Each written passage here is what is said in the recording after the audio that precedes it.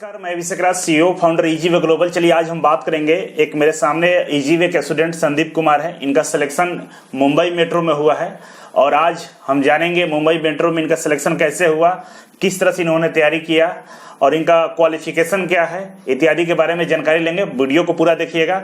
तो चलिए शुरुआत करेंगे हम संदीप जी से। सबसे पहले संदीप, आपसे हम ये जानना चाहेंगे, आप अपना परिचय बताइए, आप कहाँ से हैं और आपका नाम क्या है? मेरा नाम संदीप कुमार है। मैं जौनपुर उत्तर प्रदेश का रहने वाला हूं। और आप ये यूपी उत्तर प्रदेश जौनपुर से हैं। तो आपका एजुकेशनल क्वालिफिकेशन देखें तो आप 10वीं कब किए थे और कितना परसेंट है? 10वीं में 2014 में पास आउट हूं और उसमें मेरा 86% है। कौन सा बोर्ड था? यूपी बोर्ड था। और इसके बाद जैसा कि मैं देख रहा हूँ कि 12th आपने किया है 2016 में, कितना परसेंट था 12th में? 12th में 71% था। और बोर्ड कौन सा था आपका? UP board. इसके बाद ITI आपने किया। Yes. ITI में कितना परसेंट है आपका? 84%। कौन सा बोर्ड था? NCVT।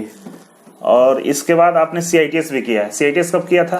CITS 18 से 19 सेशन में किए थे। और कितना परसेंट था आपका? 79%। कौन सा कॉलेज था CITS का? NSTI लुधियाना पंजाब।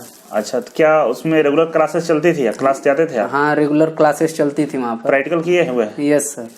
ओके, इसके बाद आपने शायद अप्रेंटिसशिप भी किया है। यस।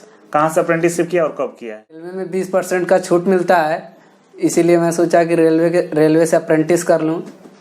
तो आपको फ्यूचर में फायदा मिलेगा इसका। चलिए, एक प्रश्न ये है कि बहुत सारे बच्चे पूछते हैं आपसे, मैं जानना चाहूँगा कि ITI आपने किया, कौन सा ट्रेड से किया और क्यों किया? मैं ITI इसलिए किया कि ट्रेड कौन सा था आपका? मेरा ट्रेड था फिटर। और क्यों किया ITI आपने? मैं ITI इसलिए किया क्योंकि इसमें ITI कम एज में नौकरी जल्दी मिलती है। ITI करने के बाद नौकरी जल्दी मिल जाती है। जैसे कि अगर आप मतलब घर से मजबूत नहीं है तो कहीं भी कंपनी में काम भी कर सकते हैं, तो आप उस लायक हो जाते हैं। जैसे 15-20 हज़ार रुपये आपको कहीं मिल ही जाता है। मतलब ये आप सोचे थे कि अगर हम ITI कर लेते हैं, सरकारी नौकरी का तैयारी करेंगे, नहीं मिला तो प्राइवेट कंपनी में भी हम 15-20 हज़ार रुपये कमा लेंगे। एक मध्यम वर्ग फैमिली का यही सोच होता है कि भाई कहीं ना कहीं सेटल होना होता है, कि पैसा कहीं ना कहीं से हम कमाना पड़ता है बहुत जल्द, ज़्यादा घर वाले टाइम नहीं देते हैं जी। ठीक है, गुड। ITI करने के बाद आपका सबसे पहले मन में क्या ख्याल आया कि प्राइवेट कंपनी को ज्वाइन कर ले या किसी सरकारी नौकरी की तैयारी के बारे में सोचे आप? ITI करने के बाद मुझे ये लगा कि मैं जिस लेवल से पढ़ रहा था, मुझे लगा कि मैं थोड़ा ठीक ठाक हूँ पढ़ने में। तो फिर सोचा कि वहाँ मैं यूट्यूब पे देखा था अभिषेक राज सर का वीडियो, तो मुझे लगा कि ईजीवे कोचिंग अच्छी कोचिंग लग रही है। तो वहाँ पर पहुँच कर मैं अपना टारगेट बना लिया कि मैं ISRO क्वालिफाई करूँगा। ओके, मतलब आपका ये था कि एक बार गवर्नमेंट में ट्राई कर लेते हैं। Yes. इसके बाद पूरी जिंदगी तो अपना देखना ही है, प्राइवेट कंपनी में जा सकते हैं। यही था कि पहले गवर्नमेंट जॉब का अप्रोच करें। Yes, sir. तो आपका सिलेक्शन मुंबई मेट्रो में हुआ है, तो मुंबई मेट्रो में कब फॉर्म आया था, आपने कब अप्लाई किया था और उसका सिलेबस क्या था? मुंबई मेट्रो का पहले बताइए सबसे कि फॉर्म कब आया था? मुंबई मेट्रो का फॉर्म आया था लगभग जून में आया था 2019 में। अच्छा, और इसका एग्जाम कब हुआ था? इसका एग्जाम हुआ था 28 नवंबर 2019 में। अच्छा, इसका जो एग्जाम हुआ था, एग्जाम में सिलेबस पैटर्न थोड़ा सा बताइए क्या क्या था? उसमें सिलेबस पैटर्न टेक्निकल था, नॉन टेक था, मराठी थी, इंग्लिश था। टोटल क्वेश्चन कितने थे? टोटल क्वेश्चन 120 थे। और टेक्निकल इसमें कितना था? टेक्निकल 70 थे। टेक्निकल 70 थे, टोटल 120 था जी। तो इसमें जो टेक्निकल क्वेश्चंस थे, तो आपके जो ट्रेड है, फिटर है, उससे आया था या उससे बाहर भी था? कुछ तो क्वेश्चन थे जो मेरे फिटर ट्रेड से था और कुछ बेसिक इलेक्ट्रिसिटी था। बेसिक इलेक्ट्रिसिटी भी था। ओके, तो इस तरह से आपने तैयारी किया। डेली कितने घंटे पढ़ाई करते हैं आप? डेली लगभग मैं तो ऐसे घर पर आता था तो 1-2 घंटे पढ़ाई करता था। फिर जब से मैं ईजीवे कोचिंग ज्वाइन कर लिया तो उसमें लगभग मैं 5 से 6 घंटे तक पढ़ाई कर लेता हूँ। क्लास के बाद बताया, टोटल बता रहे हैं? क्लास के बाद 5-6 घंटे करते हैं, इसका मतलब टोटल 12 घंटे करते हैं, क्योंकि ईजीवे में जो क्लासेस चलती है लगभग 6 घंटे के आसपास क्लासेस हो जाती है। आपसे ये है कि ईजीवे कोचिंग ज्वाइन करने के लिए क्यों सोचे, क्यों आपको ऐसा लगा कि ईजीवे कोचिंग ज्वाइन करना चाहिए? मुझे लगा कि मैं ईजीवे कोचिंग ज्वाइन कर लूँ। मेरा एक दोस्त था, उससे पूछा कि भाई ईजीवे कोचिंग है, ठीक ठाक पढ़ाते हैं सर? तो बोला भाई वहाँ सबसे बेस्ट है ITI के लिए, वहाँ जाइए, आपका पूरा टारगेट पूरा हो जाएगा।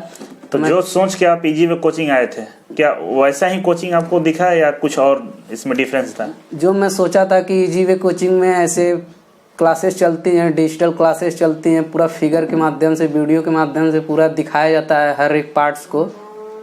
तो आप सेटिस्फाई है ना कोचिंग से? मैं इस कोचिंग से सेटिस्फाई हूँ। ये बताइए, जो ITI बच्चे करते हैं तो बहुत सारे बच्चे बोलते हैं कि ITI करना बेकार है, ITI नहीं करना चाहिए।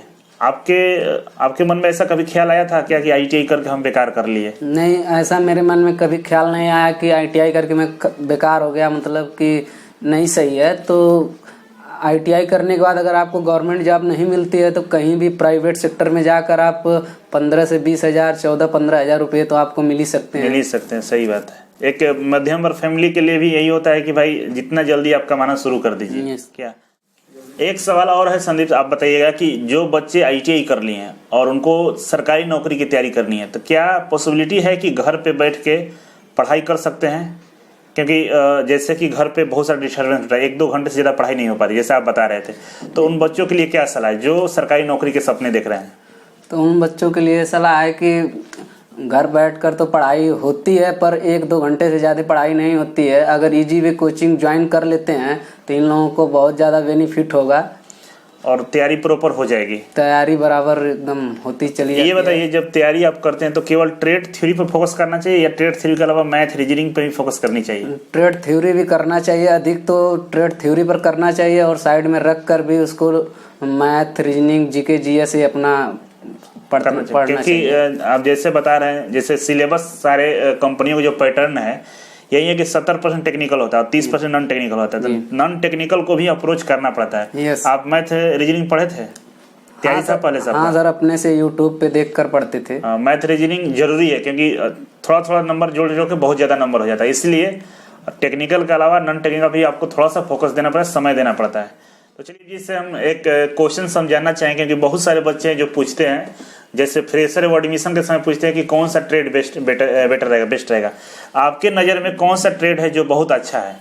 मेरे नज़र में ट्रेड सबसे अच्छा है इलेक्ट्रीशियन, फिटर, वेल्डर है। तो आप फिटर से क्यों फिर ITI किए थे? तो फिटर से इसलिए ITI किए कि मतलब कि उसमें स्कोप ज़्यादा है और कंपनियां लगभग फिटिंग का काम होता है, तो फिटर के लिए मतलब प्रोडक्शन कंपनियां बहुत ज्यादा है जी, जिससे आपको जॉब जल्दी मिल जाएगा। जल्दी मिल जाए और आपको जॉब जल्दी मिल भी गया है क्योंकि देख रहे हैं आपका रिकॉर्ड 2014 से 2019 तक लगातार आपने स्टडी किया है और ये 2020 अंतिम होते होते मतलब अप्रेंटिसशिप का सेशन कंप्लीट होते तो नौकरी भी मिल गई।